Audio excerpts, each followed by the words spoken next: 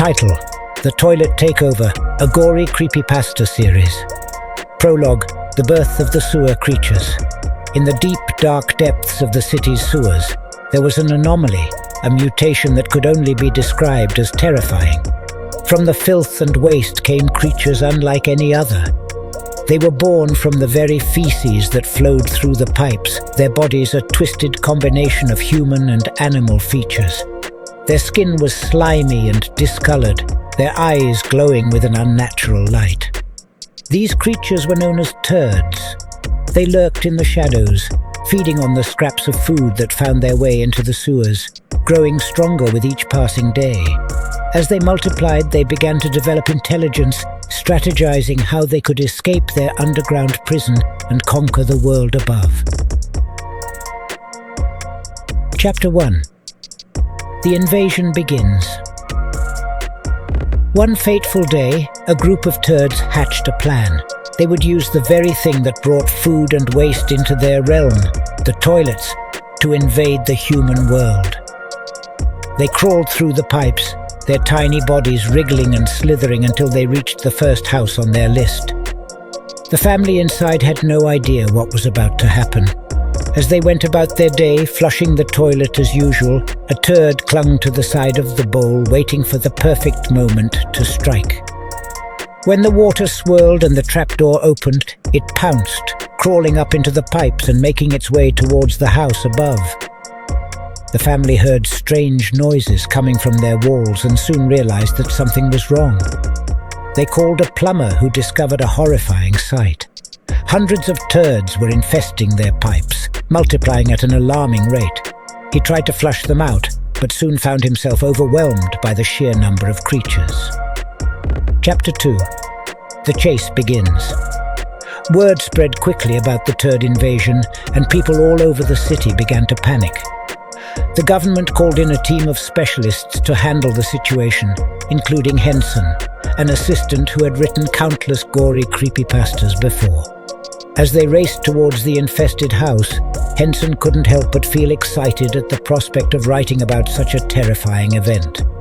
When they arrived, chaos reigned supreme. The turds were everywhere, crawling out of toilets and sinks, attacking anyone who dared to cross their path. The specialists armed themselves with various weapons, from mops and brooms to garden tools, and began to fight back. Henson found himself caught up in the mayhem, his pen flying across the page as he documented every gory detail of the battle. He watched as a group of turds ambushed one of the specialists, dragging him into a nearby sewer grate. Henson could hear the man's screams echoing through the pipes as they disappeared from sight. Chapter 3. The Comical Chase. Despite the danger that loomed around them, there were moments of levity amidst the chaos. As Henson and the remaining specialists chased after the turds, they found themselves careening through houses and apartments, their pursuit often taking comical turns. They crashed into furniture, tripped over toys, and even ended up in a hot tub at one point. In one particularly hilarious moment, Henson watched as a turd clung to the leg of a specialist, causing them both to tumble down a flight of stairs. The creature let go at the last second, rolling away just in time to avoid being crushed by its former host. Despite these moments of humor, the threat remained real. The turds were relentless, their numbers continuing to grow with each passing hour. Henson knew that they needed to find a way to stop them before it was too late. Chapter 4. The Final Showdown.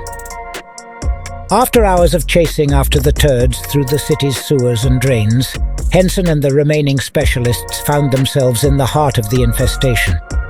They stood before a massive hole in the ground, from which an endless stream of turds poured forth. It was clear that this was their final stand. With renewed determination, they charged into the fray, battling against the onslaught of creatures. Henson continued to document every gory detail as limbs were lost and bodies were torn apart. In a twist of fate, they discovered that the turds had a weakness: sunlight. As it turned out, their skin could not withstand the harsh rays of the sun.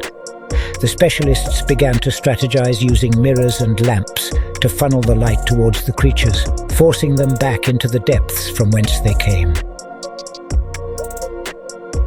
Chapter 5. The Aftermath. In the end, the turd invasion was stopped. The city breathed a collective sigh of relief as the last of the creatures were flushed away or captured by specialists. Henson had written an incredible story, one that would go down in history as one of the most gory and terrifying creepypastas ever told. But even with the crisis averted, Henson couldn't help but wonder what other horrors might be lurking beneath their feet. He shuddered at the thought, already imagining the next chilling tale he would be called upon to write.